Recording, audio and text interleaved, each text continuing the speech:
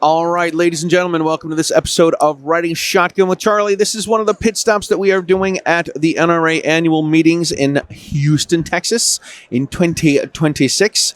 And we want to thank the NRA for having the voices of the Second Amendment and giving us a place that we can sit and create content. There's a bunch of podcast folks and video folks, and all the folks in the 2A media are here in this area. It's like I call it the 2-block area where we're hanging out. And people are like, oh, did you see this? No. Did you see this? No. Did you No, I haven't. No. I'm working. I'm here. I'm working. I'm not here for funsies. I'm here for working. Anyway, so my guest today that we're going to have on this episode, on this pit stop, is Mike Harris. Mike from the Gun Owners Action League in the home Commonwealth of Massachusetts. Yes. That's me. Isn't it nice to be in free America? It is. It's nice to be in America. Yeah.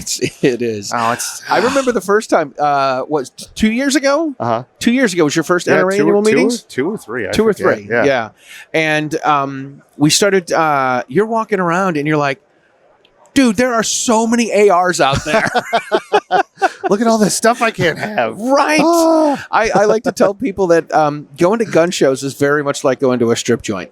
Yes. There's lots of things I'd like to put my hands on and nothing I'm going home with. And you definitely can't take it home with you. Yep. Yes, absolutely. Yeah. Absolutely. It's brutal, but, it's one of those things where, I always joke around with folks because the first few times they came out here and, before people knew kind of what we were doing, They were like, oh, what are you doing here? Massachusetts. Like, I'm like, God, I'm the one who should be here. Right. I need to learn from you. You got yours. You tell us, teach us. Show us the way.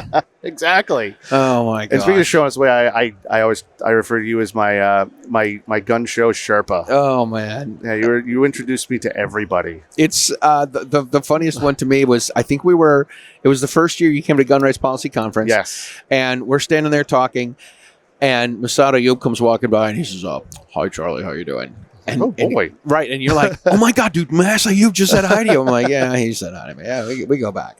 It's just funny. Yeah. There are all these people that like we look at as like celebrities. We're like, oh God, it's that guy. And then you talk to them and you're like, oh yeah, this is pretty niche. They just like talking to people. This is awesome. Yeah. It's great, man. And it's, I like that I try to keep a good reputation. Yeah. Try to have a good attitude Everybody about loves things. Charlie Cook. Everybody loves Charlie Cook, man. I went to last night. We went out for cigars. Yes. And this is the best part. One of the ladies comes over and she's like, hi, Charlie. Oh my God. Comes over and gives me a hug. She says hi to everyone else. Yeah. Comes over and yells my name, gives me a hug. I absolutely love it. It's great. I was yesterday morning. Petrolino and I were walking to find the Voices area. Yeah. And one of the gals from Attorneys on Retainer, right? There are I don't know, like 7 of them. Looks like it's like the beginning of a video where they're all walking in slow motion. It's a gaggle. Yeah, a gaggle. They all got their shirts on and stuff. And so we walk by, and one of the girls, she's like, Charlie. I'm like, hey, what's going on? We just keep moving. And then Petrolino says, how come all the chicks know you? I don't know, man. I'm approachable. I'm a teddy bear. Right. Man. No, I was just thinking, like, what would you call a group of lawyers walking in a group together? I don't know. It's like a murder of crows. Oh, a murder of lawyers. Right. Or a murder defense of lawyer. I don't even know. I don't know where my mind was just going with this. I'm sorry. That's all right. you know why sharks don't eat lawyers? They don't want to be cannibals. Professional courtesy. Yeah, there you go. All right. Well, let's talk all things Commonwealth here because you work for the Gun Owners Action League and you are the Director of Public Policy. Yes, indeedy. And we have had, I think the technical term for it is a poop show. Yeah. Yeah. It's a mess. It is the worst. A freaking mess. Yes. So from so just so everybody knows, we had an omnibus bill pass 2 years ago in 2024 that changed the firearms related statutes in Massachusetts from top to bottom. Ordinarily it's usually they kind of just pick and choose and go through certain things, and it seems like every 10 years they have an omnibus bill that really really hoses screws things up. Yeah. But this year or this time around was literally every aspect of firearms ownership, training, possession, hunting, storage, carrying, hunting, everything. Yeah, was affected, and it kind of mobilized a lot of folks. I mean, I know you were part of the the initial effort to repeal the bill. Yes. You actually gave me the ride into Boston to turn in the petition. I thought that was That fun. was cool. And I think you were one of the initial 10 I signers. was one of the 10. So Yeah. Toby Leary likes saying that he spent $30. And he doesn't like saying it. But he says he spent $30 to get these things notarized from his town. Yep. And he had to pay $10 for $10 each for 3 of these. Uh-huh. And I came in with a half a piece of paper folded up in my pocket. And I'm like holding it on the table, like, moving it back and forth so that it flattens out. And they wouldn't accept Toby's. Like, oh, yeah, this one's fine. We're all set. You're all set. And he's like, are you kidding me? Yeah. Oh, He so spent stupid. $30 just to have it rejected. You like had them write it on the back of a sticky note, and they were like, "Oh, yeah, this one's fine." It was not a half of a piece of paper, man. Not a sticky note. Come on, let's not push the. Oh, Let's not push it. they're the ones who signed it. I'm not insulting you, Charlie. It's it's all about the government.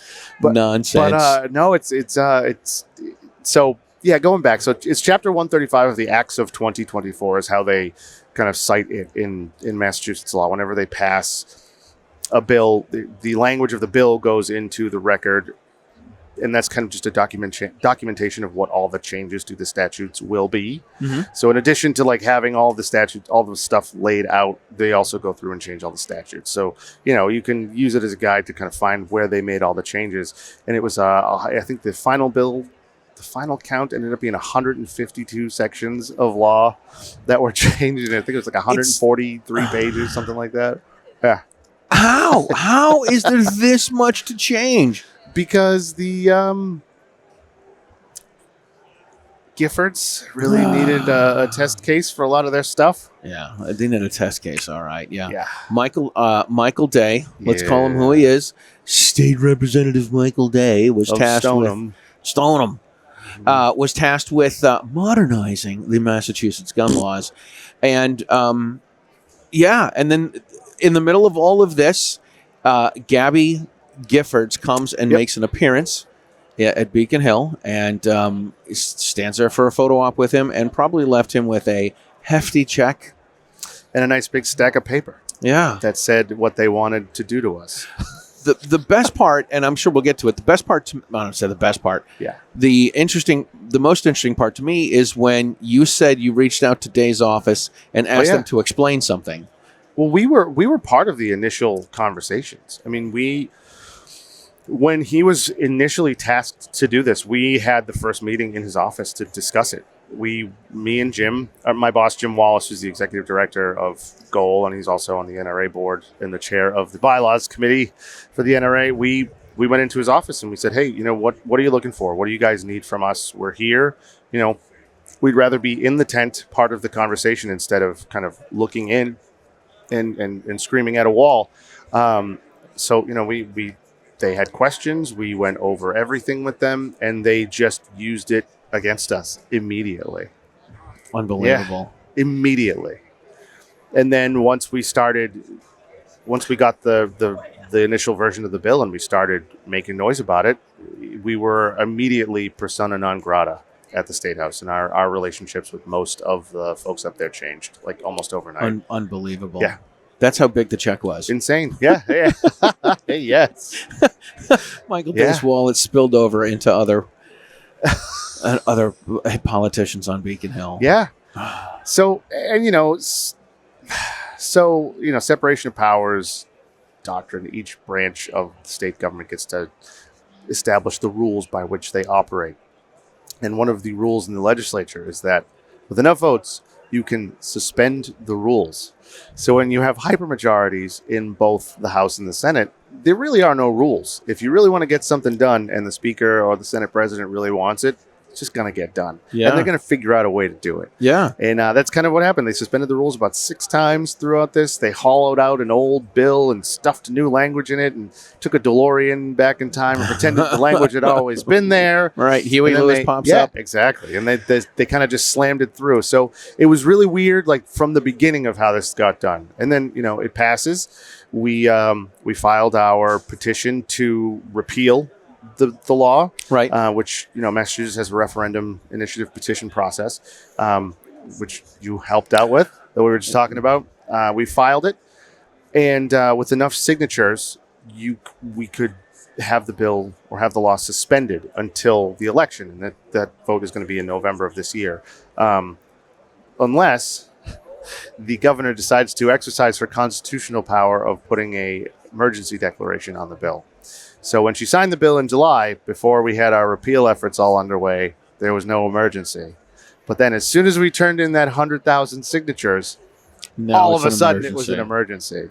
So constitutionally, absolutely allowed to do it. It was, something she was perfectly within her rights and powers to do. But, ugh. Yeah, totally. And we only needed to get 50,000 signatures? Yeah, so it's a math equation. So it's a certain percentage of the percentage of votes that were cast in the previous gubernatorial election. Yeah. So it was I think it was 62,000 signatures or something like that. And we blew past that, in spades. I mean, Toby and John Mawhinney and those guys on the civilrightscoalition.org did a fantastic job organizing this grassroots efforts to get all of those done, and we flew past the threshold. Here's the depressing thing. Uh-huh. We have the only one. No. Oh. The only one for this minute. We've got 660,000 licensed to carry holders in Massachusetts. Yes, we do. And we only got 100,000 signatures. Yeah. And I mean, we only have 25,000 members of Goal. And here's the funny thing. So in order to get your LTC in Massachusetts, you have to be 21 years old now. So every LTC holder in Massachusetts is of voting age. Oh, yeah. By default. So if we could somehow convince all of these people that the rights that they signed up for are important, we could run the table. It's totally. We could walk in there with a much bigger piece of the pie. It's a good way to put it. We totally could. A larger constituency. Yes, that sounds official. Yeah. It would be fabulous if we could do this, but it's hard to talk to. I've talked to some people that have Chapter 135 has been going on. It's been on hold. All right, our licensing nonsense has been on. Yeah, it's been on hold for a year and a half, and there are some people that haven't even heard about it. I know. And this is 2 years, right? Like, I understand. I live under a rock, and whatever. I don't know who was voted off the island, but this is. It's fundamental. It's huge, and like we said, the state legislature seems to pass a new omnibus gun bill every 10 years. Right. So the previous one was in 2014, and the one before that was in 2004, and then the one before that was the 94 assault weapons bill. Yeah, and the Midster signed the permanent adoption in 98? In 04. 04, so okay. Paul Salucci, I think, signed it in 98. But yeah, we had they codified it in Massachusetts in 98, and then in 04 went even farther. So, but the last time this happened, hunters were left alone, and certain populations and subsets of gun owners were left alone. And this time it affects everybody, but it was a really difficult time mobilizing everybody and convincing them of what's going on, because it's such a gigantic bill, and there are certain parts that are delayed and things aren't implemented yet. And they're like, oh, well, how come you didn't stop this? And how come you didn't stop this? It's like, well, it happened 2 years ago. It's only now just being implemented because that was the timeline it was on. So it's a weird thing. And, I have this whole thing that I always talk about, where just purchasing a firearm, especially in a place like Massachusetts, is a political act in and of itself. So if you purchase a gun in Massachusetts, go through all the steps you need to do it, you're showing that you have at least a modicum of the desire to be self-reliant, at least in one area of your life. Right. And you want to take control of some aspect of your life.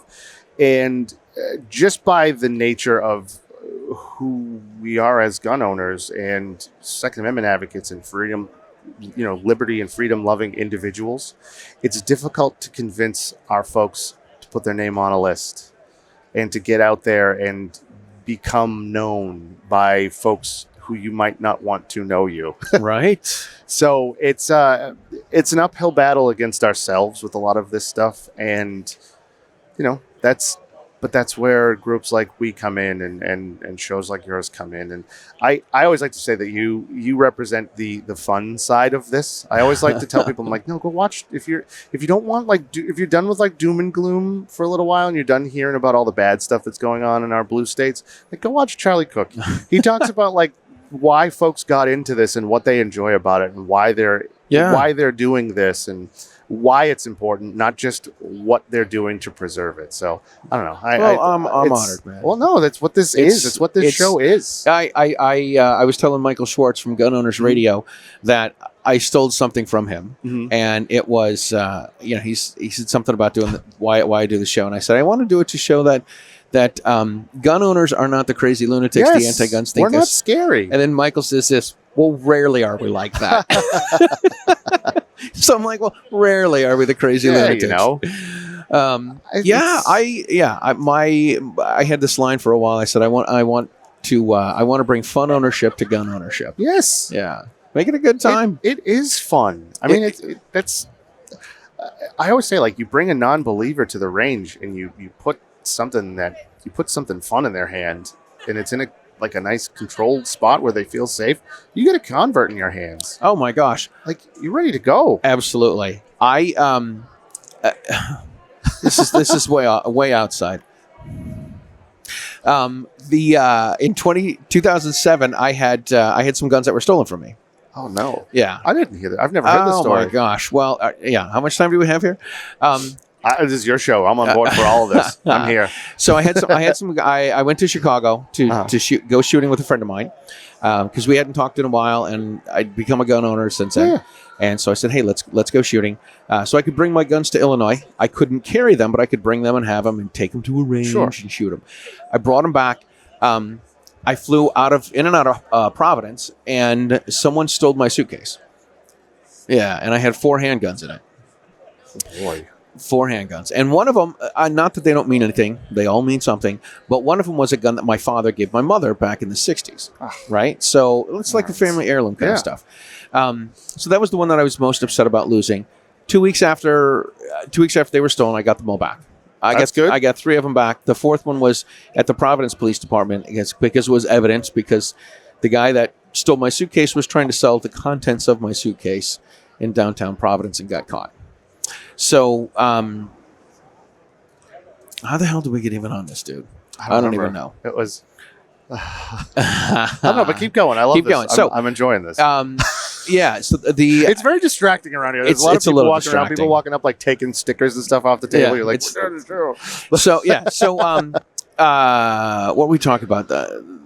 You had guns. People get guns.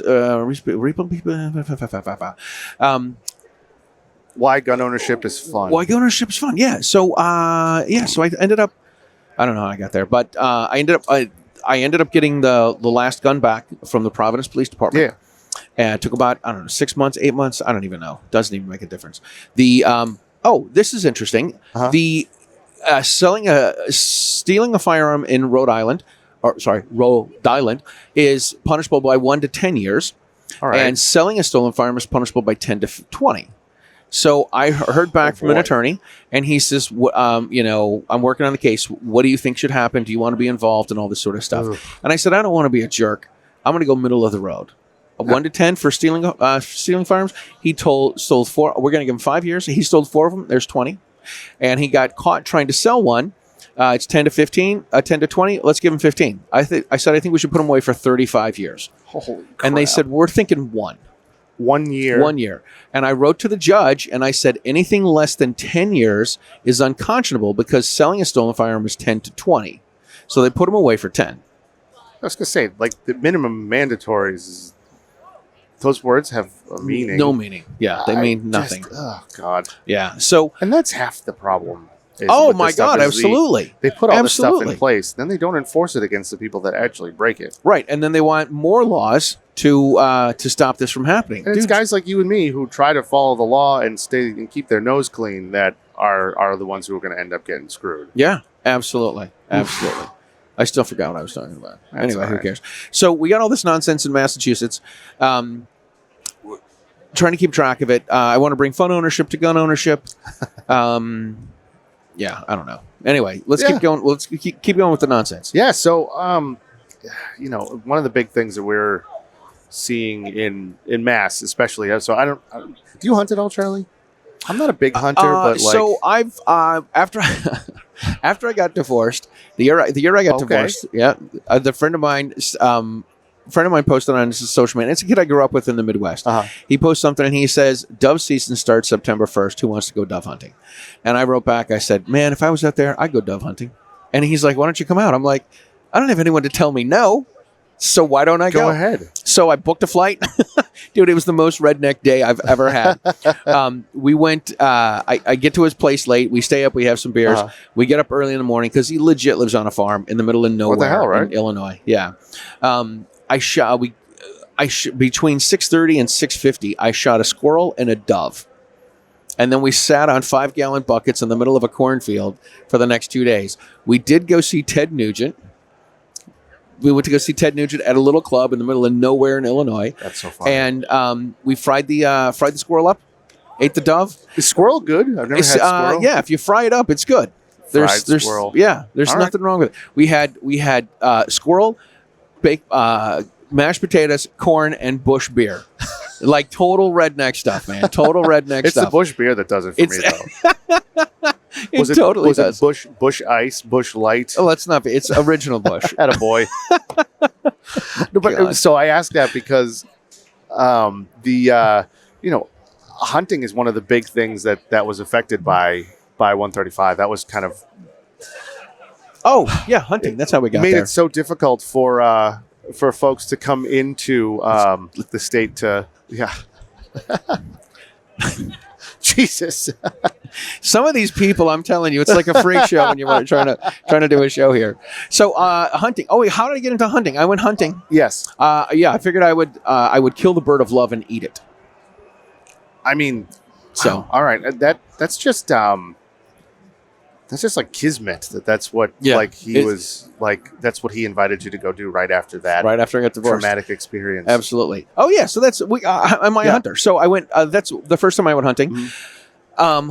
I went hunting a couple times with a friend of mine, right, to do deer hunting. I got a bird gun, right? Nice. One of my father's shotguns was a bird gun, and I'm hunting deer with it. I got a slug in this cylinder bore barrel, 28-inch barrel on a Browning Light It goes 12. 3,000 miles an hour. I hit 4 deer with that in 2 counties. And 2 Entmoots. Lord of the Rings joke. So I never caught it. I never got a deer. Honestly, it would be sensory overload. You know what I mean? Like taking it all in. And then a couple years ago, the CNJFO, the Coalition of New Jersey Firearm Owners, did a hunt, and I was like one of I was the draw to go down there. So I went and hunt pheasants with down in Jersey. So that's cool. That's the extent of my hunting. I told Petrolino we need to get into hunting this year, and we've got nothing. So I'm not a hunter. I've never been. I've heard you on the Goal podcast, and you need to like turkey season's coming up. I am constantly catching a hard time from everybody in the office. I don't know. It's never a thing for me. I'm not a big venison guy. I don't really like it very much. I don't know if I should say that out loud here. It's been awful nice having you on the show, I know, Mike. Right? But I love waterfowl and turkey and stuff like that. I would love to go like turkey hunting or duck hunting. It'd be awesome. It's shooting birds is fun because you go out, you can practice with clays. Yes. Right. I love trap shooting. God. I love sporting clays, and I've only done it a handful of times, but. You get out with these guys that have gone to bird hunting and they shoot sporting clays, and they're like, I'm like, oh my God, I'm not going to, hit any birds or anything. And they're like, dude, the birds are bigger and slower. You'll be fine. Yeah, you'll be fine. Yeah. So last time I went clay shooting, I was like, oh, you know what's funny? I'm going to bring my 1301 tactical out there. Oh my God. So I grabbed that, and I missed everything. Whoops. I could not shoot anything with that shotgun. Oh my gosh. It was so bad. I just whatever. But no, so I asked that because one of the things that 135 is affecting like most vehemently is that's not the right word for that, but anyways, drastically is tourists hunting. Massachusetts is one of the only places in the country that has really like salt marshes. So there's only certain places in the the world where you can hunt certain types of birds and only live in that environment. Yeah. So, by cutting back on a lot of the stuff, we're pushing people out from a unique environment to hunt specific things that they've been doing since they were, little kids in a lot of cases. Yeah. So, out of state hunting and trying to figure out what you can do and what you can't do and what you can bring into the state and what you can't bring into the state has been a nightmare to figure out. And that's one of the big things is the state's losing a ton of revenue. Not just that, like hunting organizations like tours and stuff are losing a ton of revenue, taking people out. And we're cutting off access to the rest of the country to, like I said, unique environments where certain types of animals only live there. Yeah. So that's been kind of one of the biggest pushes we've been making to get everybody on board with taking a stand on this. Because usually they leave the hunters alone because we used to have a lot of sportsmen up in the legislature. It's not the case anymore. So now there's no reason to leave them alone. They're just coming straight at them. So, yeah. It's unbelievable. I like to tell folks that the anti-gun folks have a list. And they have these old weapons and high-get magazines.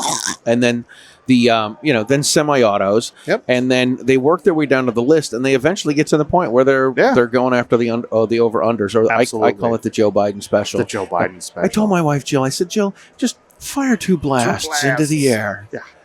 And then when the cops come to arrest you, right, I'll see you at jail. Joe Biden's an attorney, and he should be he should be taking your case pro bono. How pathetic is that? That he just that's the worst thing about this is when you talk to the folks who are in charge of making all of these rules and they know nothing.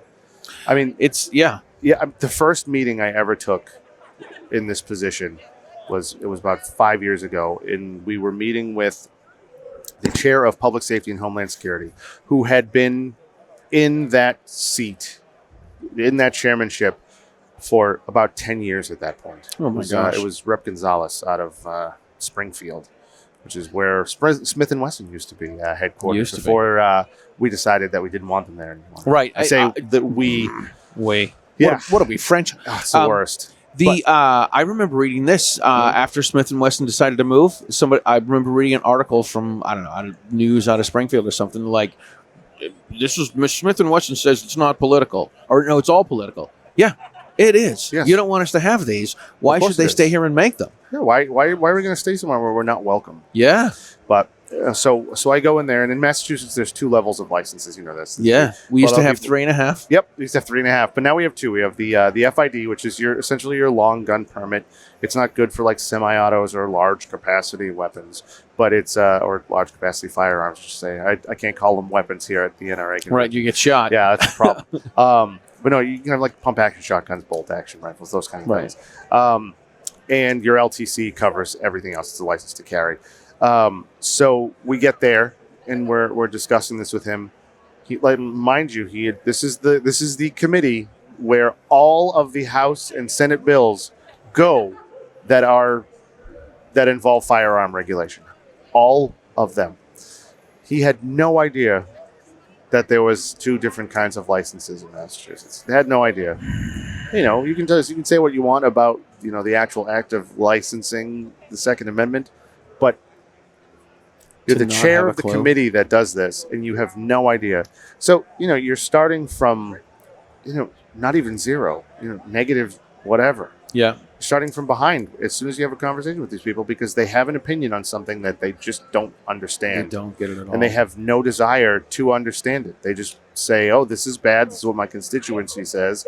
This is what my party says. I better make sure that I put the screws to them every chance I get. It's unbelievable. Yeah, it's crazy. At one of the listening tour stops, I don't remember if you were there. Get into that, yeah. At one of them, there was a woman that was on the panel who she came right out and she's like, I didn't know anything about this until today. I found out I was going to be on this. And she said, I looked up some of the gun laws, and I am totally appalled that a 15-year-old can get a shotgun and just carry it down the street. And when they let the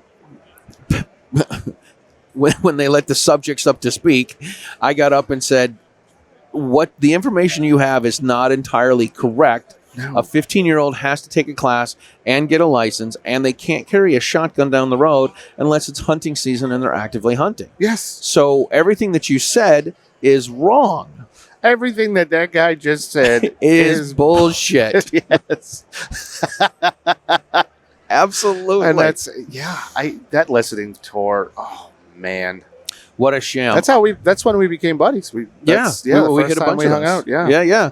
And I tell people I went to 8 of them. 3 of them I walked away not feeling horrible. Yeah. I didn't feel good. I felt not horrible. Well, so I think those 3 were probably the ones where we were allowed to have Toby spoke at one. John was on another. John Green, Toby Leary spoke at one. John Green spoke at one, and then Joe Morgan. Yes. From JC Arms. Yeah, was that the one in Lowell? That was the one in Lowell. Yeah. Shockingly about homemade firearms. Yes. Oh God. What do they call them? Privately made firearms. PMFs. PMFs, or if you want to get spooky with it, ghost guns. Another. Don't you love it when they come up with like made up terms to scare people? It's such amazing. Nonsense. Like assault weapon, ghost gun, machine, High capacity magazines. Yeah, high capacity. Oh God, magazines. what was the new one? Easily convertible. Convertible firearms. So stupid, man. So it's the worst. I just love like when you talk to somebody about this, like, oh, they're machine guns. I'm like, yeah. You know what?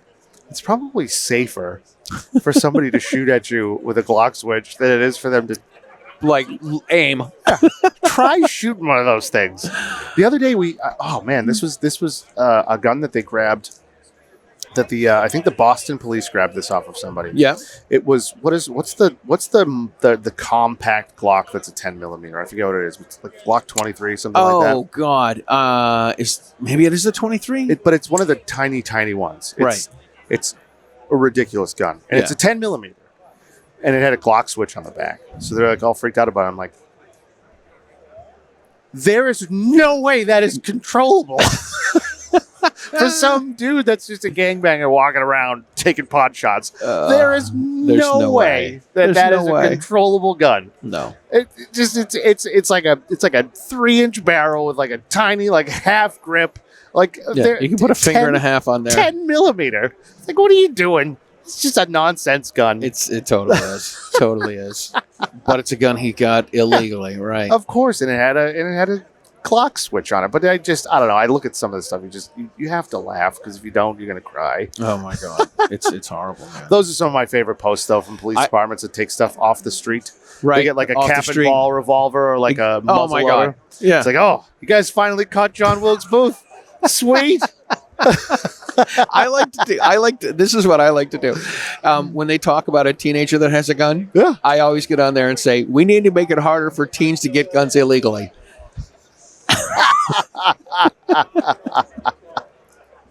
Because it's too easy for them to get them illegally now.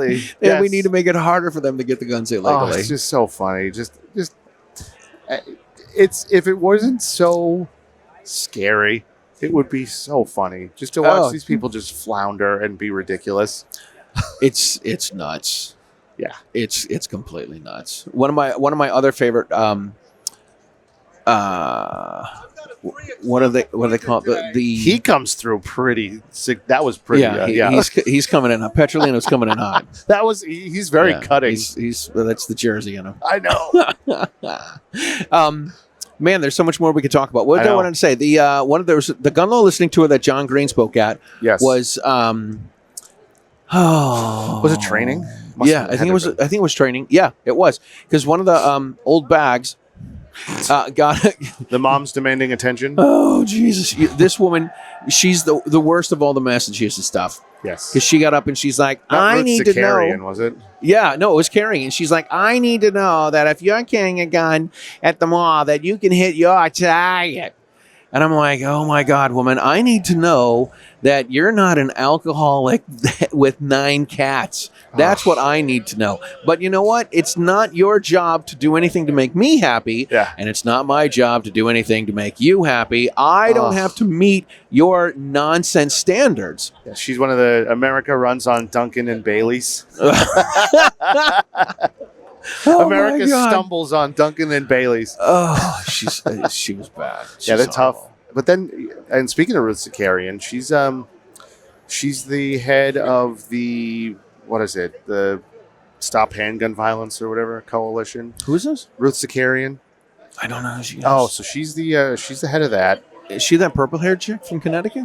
No, Okay. that's a different lady. No, she's the face of like anti-gun in Massachusetts. She heads all the organizations. She's the one whose group got the $50,000 grant from the AG's office, and then the next day they established the opposition campaign to the repeal effort. Unbelievable. So our opposition in the campaign effort is essentially state funded. Shocking. Yeah, by the AG. These assholes. I know, it's the worst. It is. They're just, and they're not even faking it anymore. Yeah, they're not. They just hate us, and they don't care. Yeah. I found this out recently. We got to start wrapping it up here, but I found out recently that tarring and feathering does not kill you. It's No, just not makes, necessarily. it makes your skin so it can't breathe, and it's very uncomfortable and very I'm painful. sure it hurts. Yeah. Hashtag make politicians birds again. Yes. That's one of my Make favorites. politicians birds again. Oh my God! Can we get that on a red hat? Right? You can find those at the Gold store. No. I mean, I wouldn't be opposed. Goal.org/make politicians birds again. Oh my Let's God! see, what would that be? MPBGA or MPBA? The Mac. I don't know. Oh my It's God! been a All very long weekend. So. right. It's only half over. I know, it's been great though. Oh man! All right. Well, listen. We need to wrap things up here, Mike. Where Oh, can yeah. everybody find everything that is going on in the Commonwealth? So check out goal.org for anything that has to do with goal. Check out the civilrightscoalition.org. And also, we didn't get a chance to talk about We did not FAC. get to talk about NEFAC. Petrolino Petrolina's is here going to get around. upset. I called it He's gonna NEFAC. yell at us. Right. So I don't know, just really, really quick, if anybody doesn't know. So the on May 30th, the inaugural firearms advocacy conference is happening in Chicopee, Massachusetts. It is this time around. It's the New England one, so it's NEFAC. You can find it ccrkba.org, and if you go over to events, it'll show it. But what it is it's the all of the state organizations from the 6 New England states are getting together to discuss policy and kind of figure out where we all sit and how we can all help each other kind of move forward. We were lucky enough that the Citizens Committee for the Right to Keep and Bear Arms are helping us, get the seed money for it. They were the initial sponsor, and they're kind of organizing this moving forward. We're hoping to do this in other parts of the country after this. But this time we have the morning's going to be a few different panels of attorneys that are representing folks on the ground in all the states. We're going to have a panel of state legislators that are kind of more 2A friendly, and then a panel of Democratic legislators that we can get. And then the afternoon's That's where we going to can be start the tarring and feathering. Yeah, exactly. No, but we have a really, really good one. We have Jeff Turco out of Winthrop is coming, who's basically a Republican. I don't really understand how he became a Democrat. But he's a dino. Yeah, and then exactly. But then in the afternoon we're gonna have our bigger speakers. But so if anybody wants to take a look, like I said, ccrkba.org, and you go over to events, and it is the first one that's on the list right before GRPC. Awesome. Yeah, super excited about it. Charlie, you're actually emceeing that event. I neglected to say that. I am emceeing it. This is true. It's going to be awesome. I'm excited about it. It's going to be a good time. It's going to be cool. It's an experiment. Me and Holly kind of got the ball rolling on it at GRPC in September this last year, and we kind of made it materialize a lot faster than I thought it would happen, and I'm beyond pumped. That's awesome. Yeah, very cool. Thank you so much for being on. Anytime, Charlie. This is always fun. It's always a good time, Jay. Yeah. All right. Well, if you we want to thank the NRA for having the voices of the Second Amendment and giving us a place to create content, because it is, man. There's a ton of folks. There's a big party going on somewhere too. Yeah. But this is great that the NRA did this for us, and we're going to put some links to the Gun Owners Action League and to the event by the CCRKBA and to the Civil Rights Coalition. Yep. And we thank you guys for tuning in and listening to the show. If you enjoyed the show, if you made it this far, you should share it with your friends, because that is how we get the stagecoach across America. We will see you guys next time. Thanks a lot.